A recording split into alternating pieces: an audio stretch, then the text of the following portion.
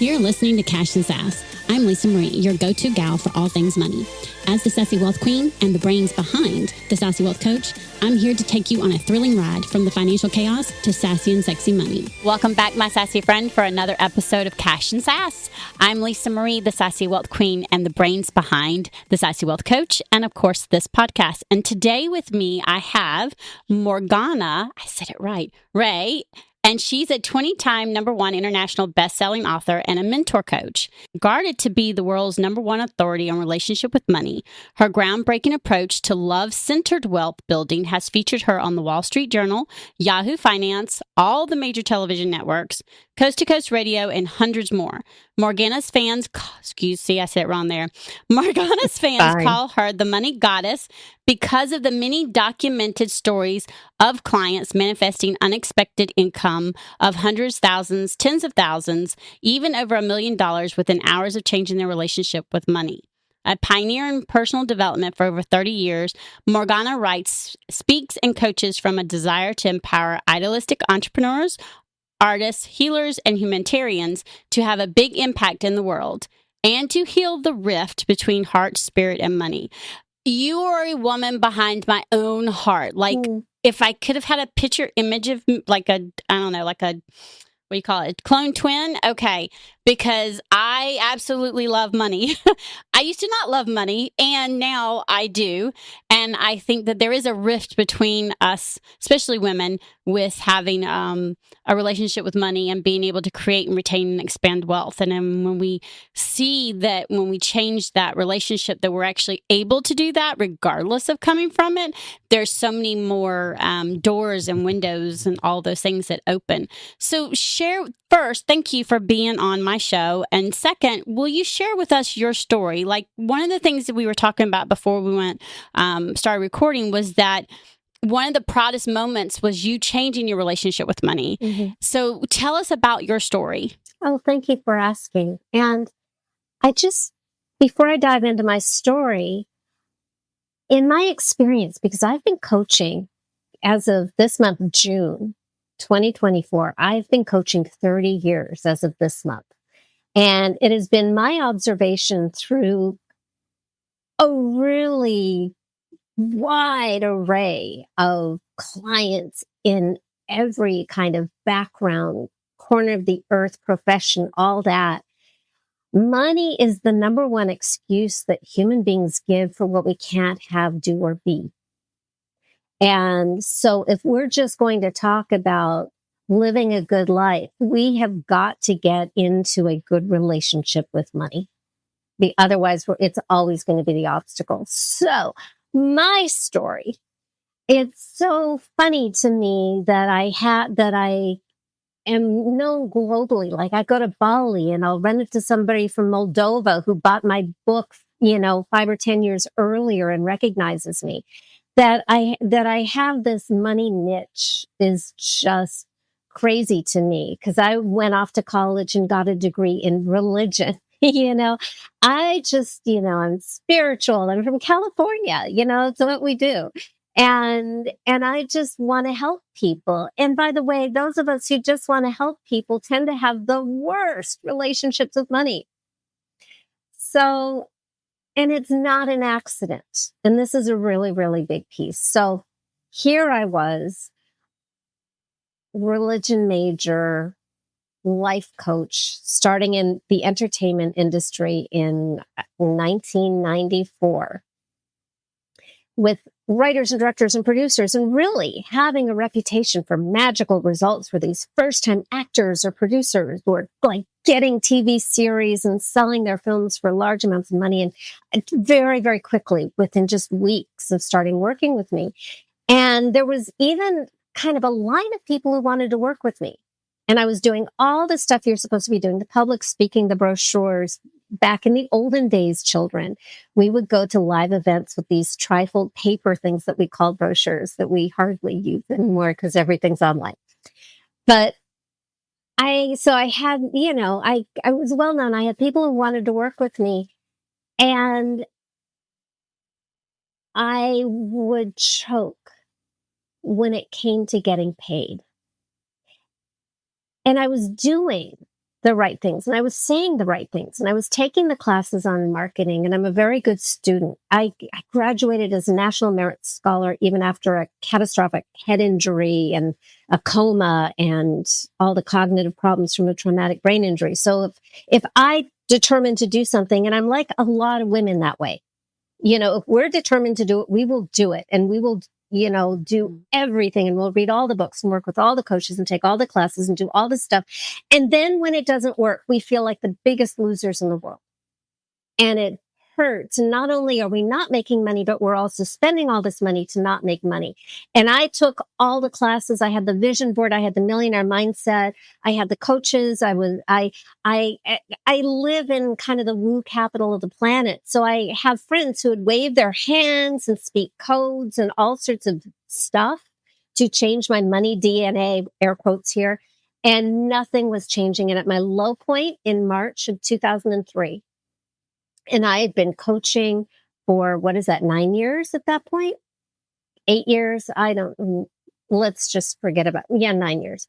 At my lowest point, I was struggling to make $100 a month living in Los Angeles, which is among the most expensive cities in the world.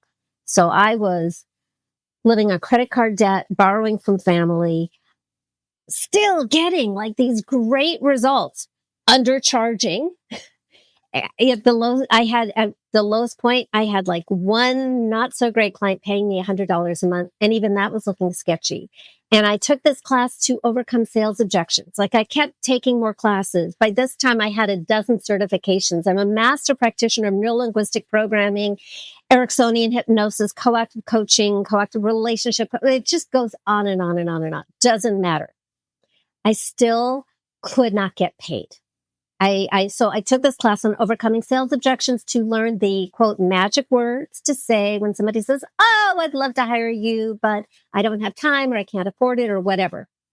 And there's no limit to the people who will teach you what to say in that kind of situation. So I took the class, I learned the words, and 7 people in a row, I overcame their objections and they said they would hire me because I'm a good student.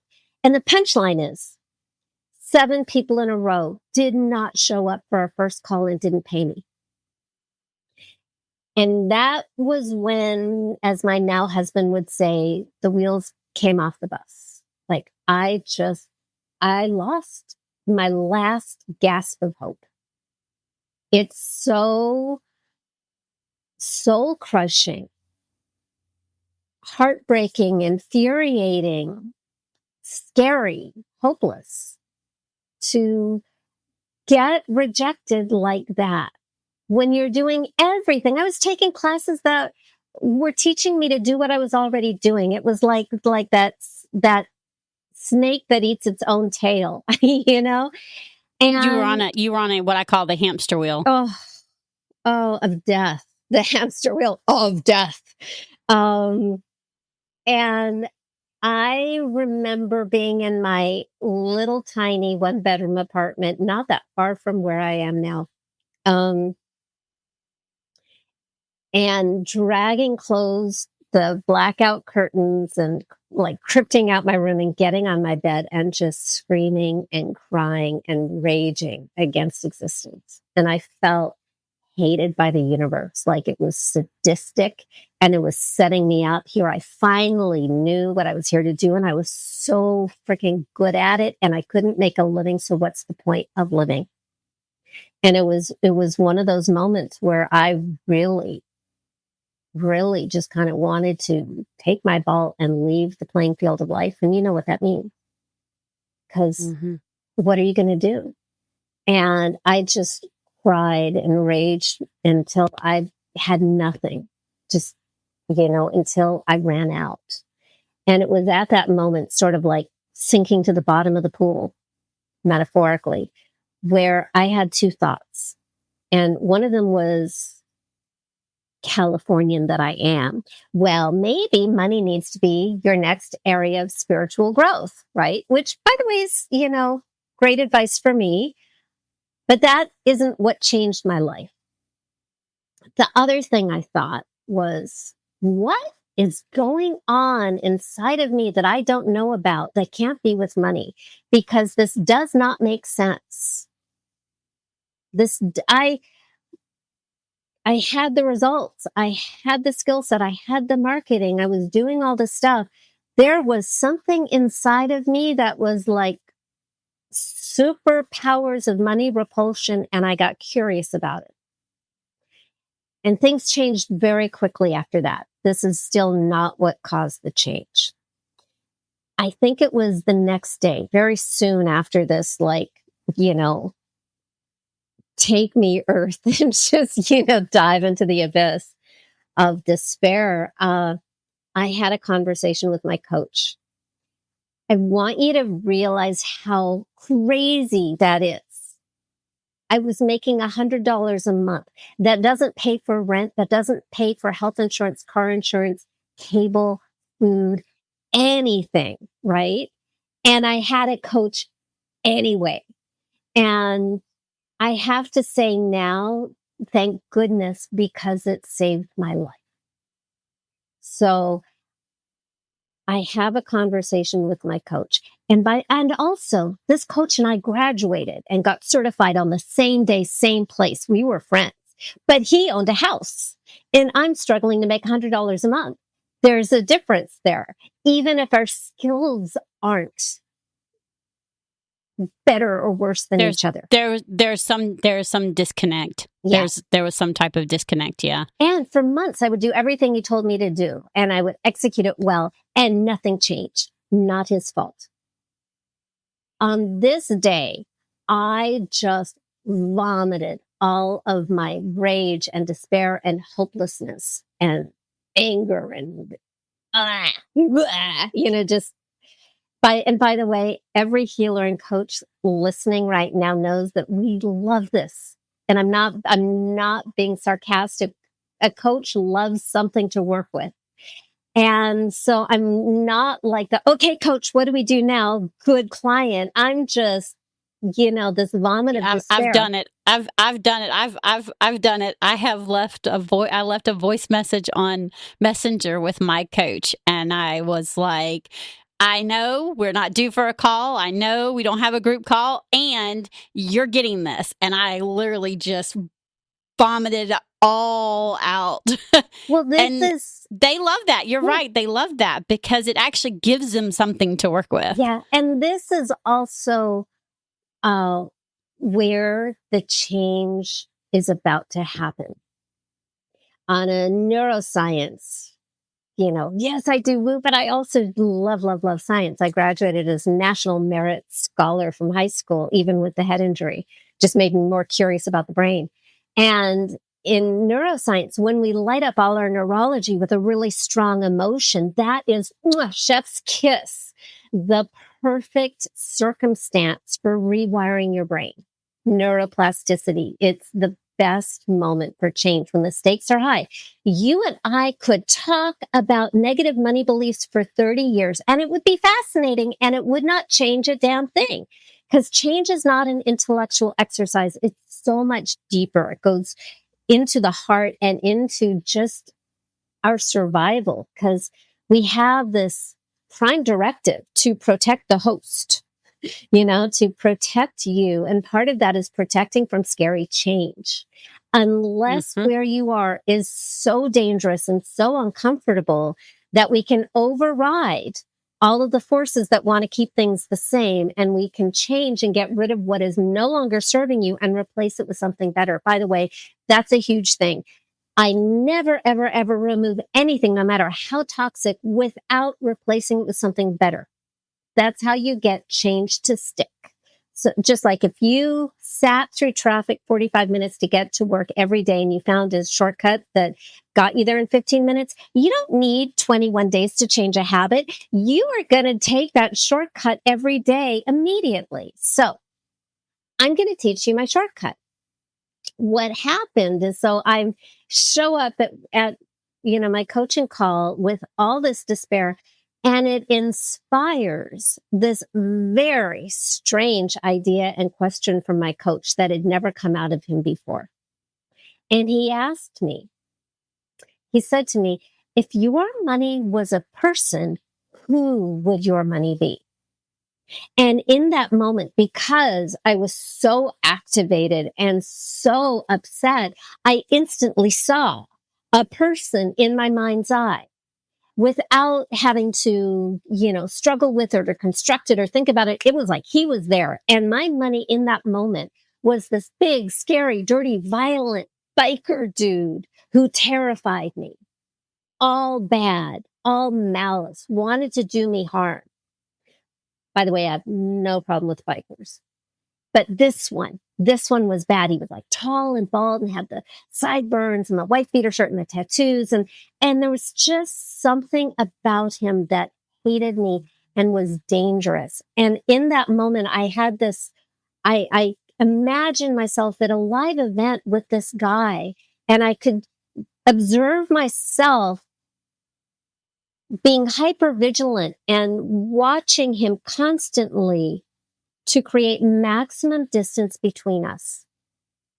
And that was my huge aha moment, that it didn't matter how many newsletters I wrote, how much public speaking I did, how many webinars I led, how many client enrollment calls I had. It just didn't matter what I did, because every cell in my being was creating maximum distance between money and me, because it was this big, scary, dirty, violent force of evil that would destroy me. And I never knew that I felt that way about money. Why would I?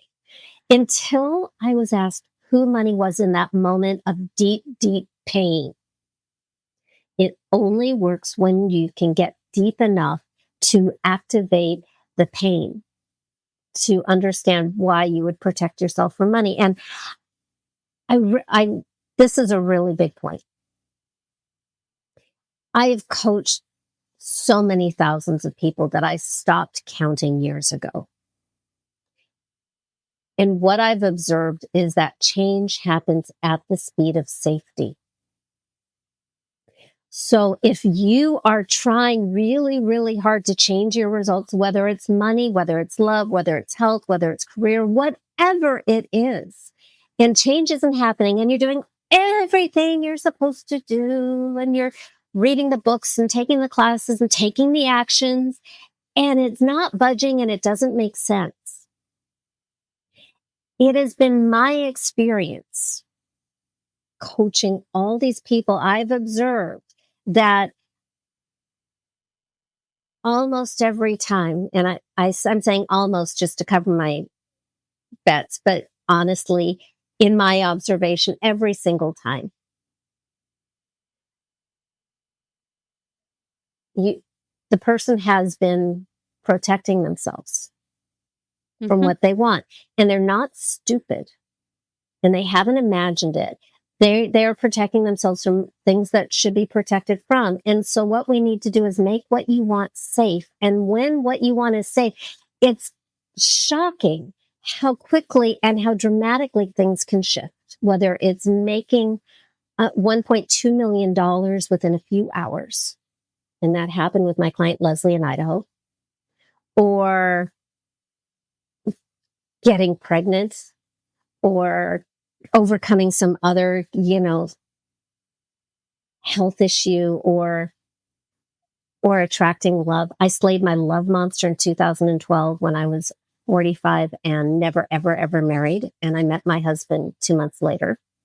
And that will be 13 years ago. 12 years ago this August. And we've also been married 26 times in 21 countries, heading for 100. Remember, so it comes bigger than you expect, because you've just been spending so many years of applying energy to that area of life and getting no results. So when you finally take away the defense and the wall, it's like it all comes like pouring in really fast and big. So anyway, back to my story.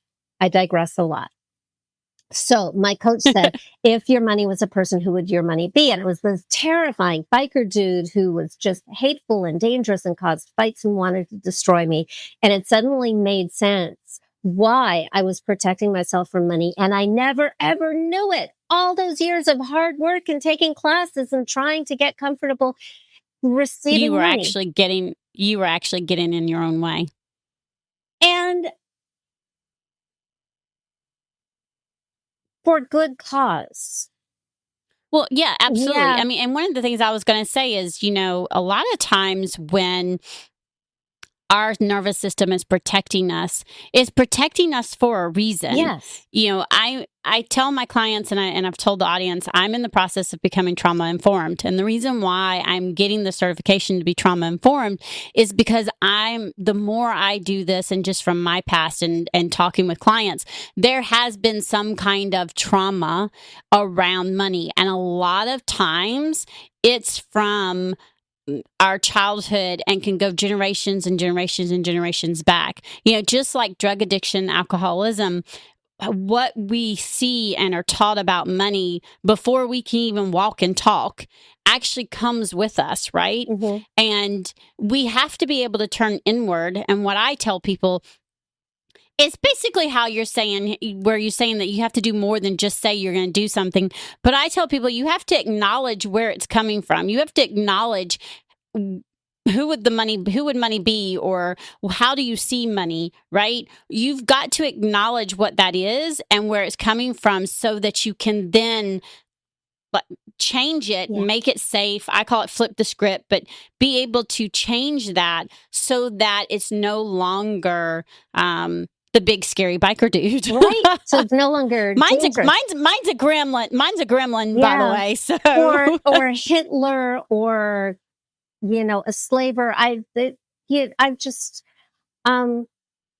to break it down. I'm going to finish my story, and then I'm going to break the process down into 6 steps. And just a quick preview, because I think this is really, really important, is that the root cause of the money drama is never about money. And, typically people think it's about money, and there is a money story and a money drama and a money trauma, but that's kind of later in the story. That's more of a symptom of much deeper stuff, because money is just a concept that human beings invented, right? Big deal. Mm-hmm. But it's what money represents that makes it such a doorway into the most vulnerable aspects of our human experience. And that's why it cuts so deep. Okay, so it became very clear to me in that moment, as I see this biker dude, that he was all bad and that he shouldn't be in my life, and that I could never have money in my life if it was the biker. So I had to imagine getting rid of the biker. And I'll go into more depth on that when we circle back with the steps. As is often the case when you solve one problem, yay, then you realize there's a problem waiting for you behind the solution. Yay, I got rid of my money monster. Oh, heck, I live in Los Angeles and now I have no relationship with money, and that's not going to last me 30 seconds. And I need a better relationship with money, or the monster's going to come back. So I thought to myself, well, who could I want in my life so much that I'd be willing to have this person in my life, even if it was money? And this is actually kind of a tough problem, because if my only relationship with money was an abuser, I'm not in a hurry to get into that relationship again. In fact, I'd rather just not if I could avoid it, but you can't. So what would be so wonderful? Who would be so worthy of my deepest admiration and love and delight that I could love this person even if it was money? So the love comes first, not what are you going to do for me, money? That becomes just another monster, because it's giving the power away to this entity. But who would inherently be so wonderful that I could love this person and want this person and sort of overlook that it's also money? And when I asked myself, who could I want so much? Because I was so in the experience of like, oh my God, the monster is so horrible. Now the monster is so gone. Oh heck, I feel this emptiness. Then when I asked myself the question, the next piece fell into place. And I'm telling you this because for the process to work, and I'll give you the steps, very soon. You need to do each one fully, and it needs to be an experience. As I said, not an intellectual exercise. And I'll try to give you some tips. So finishing my story, as soon as I asked myself that question, instantly in my mind's eye showed up this tall, dark, handsome, beautiful, sweet, clean cut, romantic young man who was like dressed in a tuxedo and his hair was slicked back and he was holding a bouquet of red flowers as if he was going to take me to the theater. And he was so cute and he was so loving and safe and yummy and in love with me. And that last piece really blew my mind because the idea of money being in love with me, who thinks that way? And given my life experience, I certainly didn't, but this guy did. Mm-hmm. And he and I called him money because money was that area of life that needed my love and healing. And I could feel how much he wanted to be with me and how much my rejection had wounded him. By the way, this is really important. We aren't making money into a god or Santa Claus. This is a partner who loves you and is worthy of your deepest trust and respect, and someone you would want to have who loves you more than anybody in the world and whose heart you can break because you have the power, you have the body. So I always want everything I teach to empower you, not give your power away to some fairy fantasy, even though fairy fantasies are awesome, right? But for real world tangible results, I want you to have the power. So that's step number 4. And Right. I'll finish the process, which is when I saw this guy and I could feel how much he wanted to be with me, I realized I didn't know how to allow money to be with me on the scale money wanted to be with me, or pretty much at all. Like I had superpowers, Olympic athlete powers to push money away. I was like, whoa, how do I allow money to be with me? And I was coming up blank. So I asked, which is a really handy reason to have money be this wonderful, luscious, loving human being. I asked. And when I asked, the answer came back. And he said at that time in March of 2003, I need you to love me and stop treating me like a monster. And he said it with such sweetness and vulnerability. And it was like, oh, I didn't want to break his heart that way. And it seemed fair, right? So, and a quick side note about the love of money being the root of all evil. Love is not evil. Love Absolutely is generous. It's not selfish. It's not exploitation. It's not harm causing. Love is generous. Love is your best self. So that is love. And also a friend of mine in England took a class in ancient Aramaic, which was the original language, and said that that's actually not what it ever said. It said that the worship of money will cause you problems. Who wouldn't agree with that? So love is okay. You can love your money, honey. That's what I call them now. So had that conversation. He said he wanted me to love him and stop treating him like a monster. That seemed fair. I agreed. What would that look like? And in practice, I suddenly looked back on all the times I had enrollment conversations and people wanted to hire me and they would ask me what I charged, or the euphemism that I didn't recognize was a euphemism. How do you work? Which, by the way, is code for what do you charge? And how I would choke with guilt and shame that I'd be causing harm by charging money to deliver a service, which now, looking back, is kind of crazy.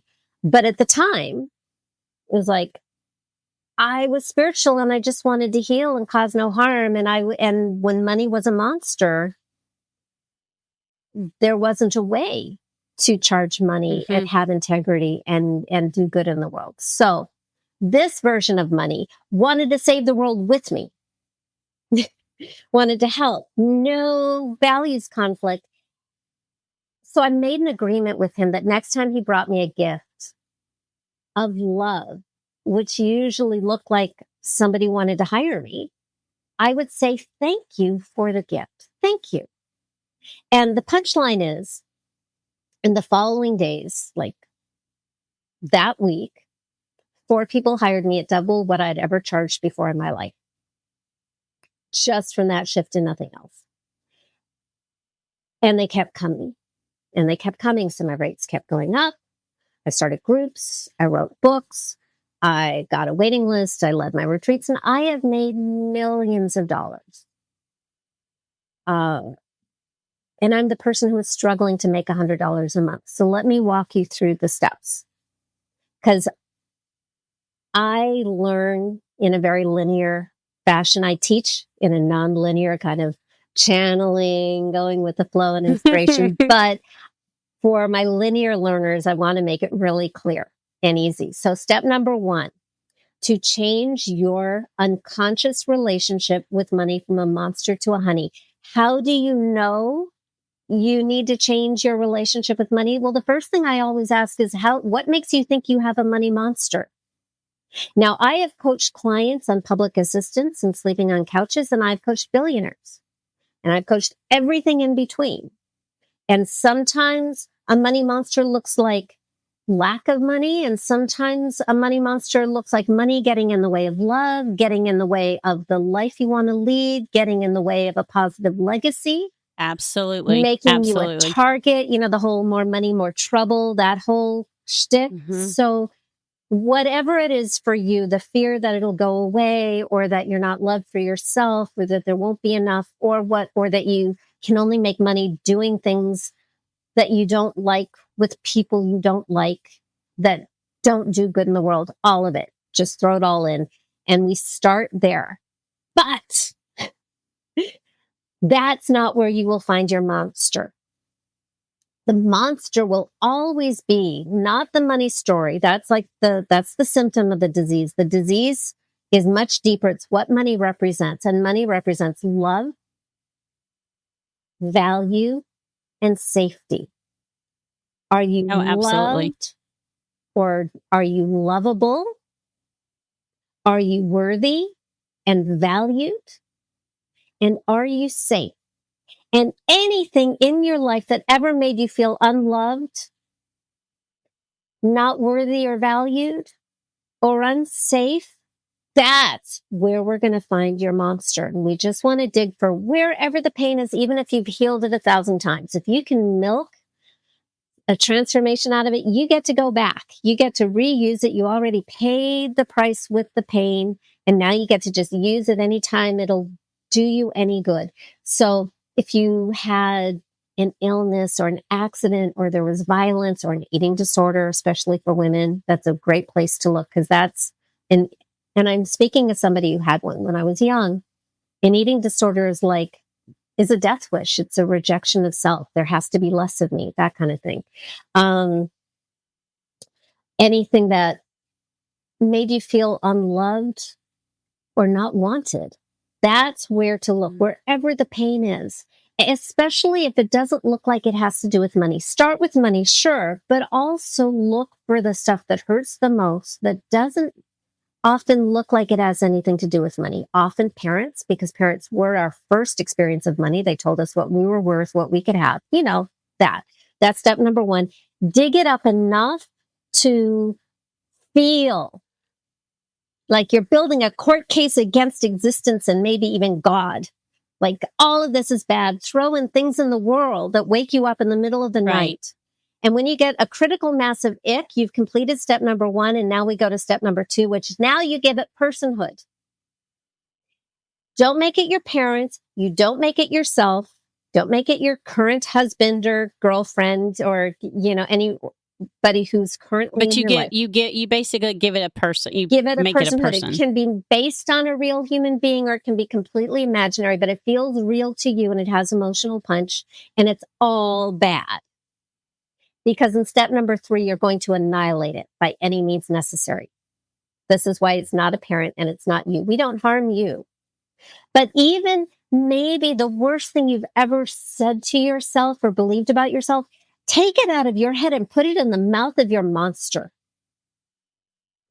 And destroy the monster completely by any means, whether it's like imagining an atom bomb or a love bomb or the sun or a fiery pit or piranhas, or one of my clients ran over her monster with a monster truck.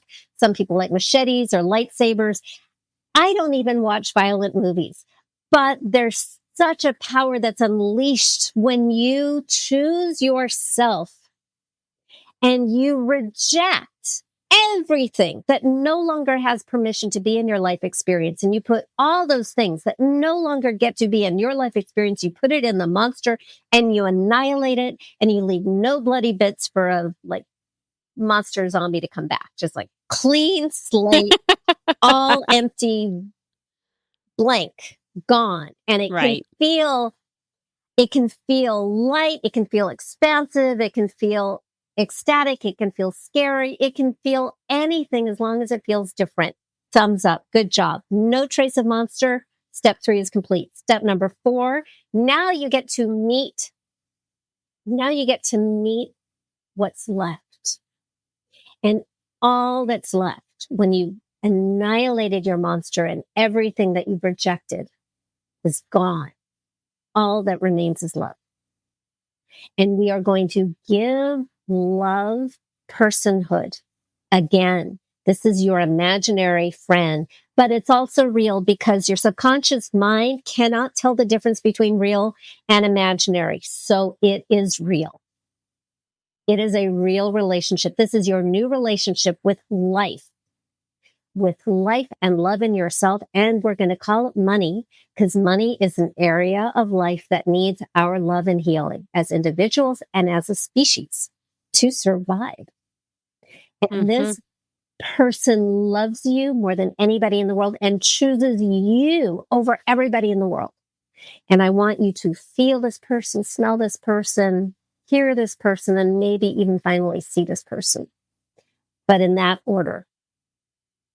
Feel, smell is very emotional. Hear, I love touch. And then finally, what does this person look like?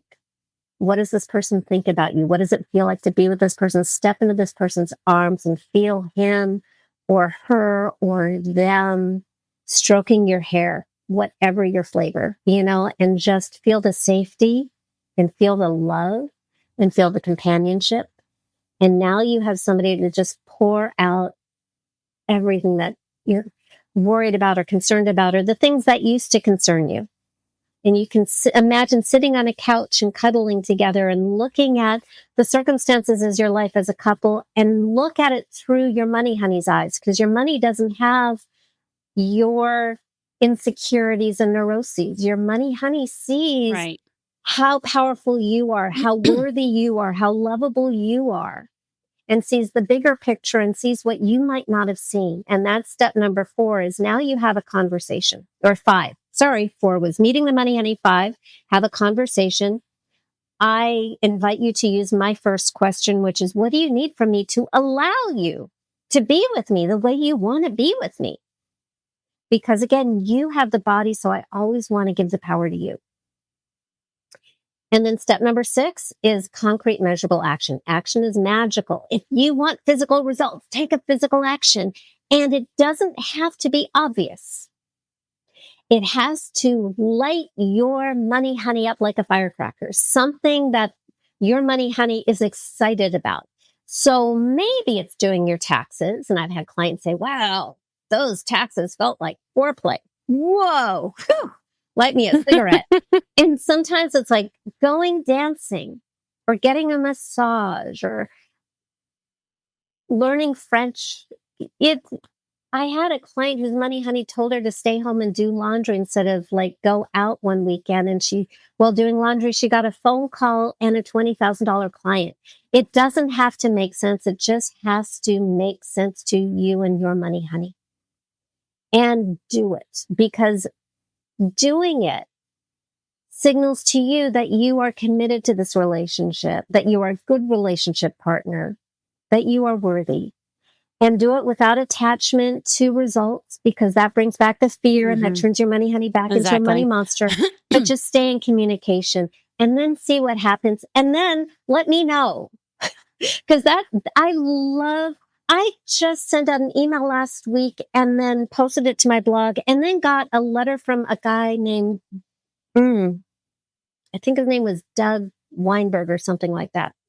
But anyway, he wrote to me that 15 years ago, he did a workshop and he did the Money Honey and Money Monster stuff, and he didn't think about it. And after that, and 2 weeks later, out of nowhere, he got a check for 4 figures. And he's telling me this 15 years later. Don't wait 15 years.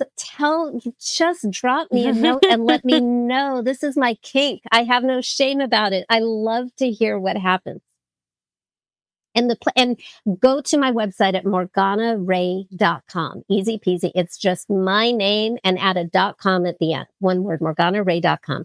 And you'll find my blog and hundreds and hundreds of videos and articles answering people's questions. You will find my 4-part Money Magnetic video series on the home page. You'll find my Money Love Quiz also on the home page, which is an easy peasy, no wrong answers, just where are you on your journey? And here's what I recommend you do next based on your results.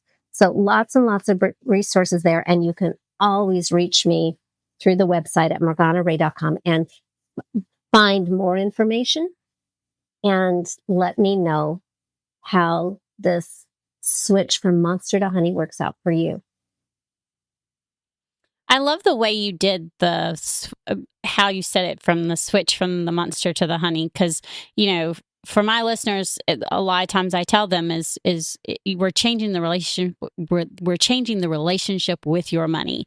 And I've never used the analogy monster and honey, but in a sense, it's still the same thing. We're changing your relationship. I tell people all the time, if someone was to treat you like shit, would you stick around? Would you come back? Would you stick around? If no one appreciated you, would you stick around? And the answer is always no. Well, then why would money? That was what sent me on my deep dive. As a coach actually asked us, a group of us, that. And I was like, hell no. And they were like, well, why would money? And I went, like light bulb just went off, and I went deep diving into money trauma, money stories, the relationship with money, all the ends, the energeticness of money, how I am spiritually, how it lines up all of it. I just went on a huge deep dive, like literally, how they say you can go down a rabbit hole. I went through several rabbit holes. Good.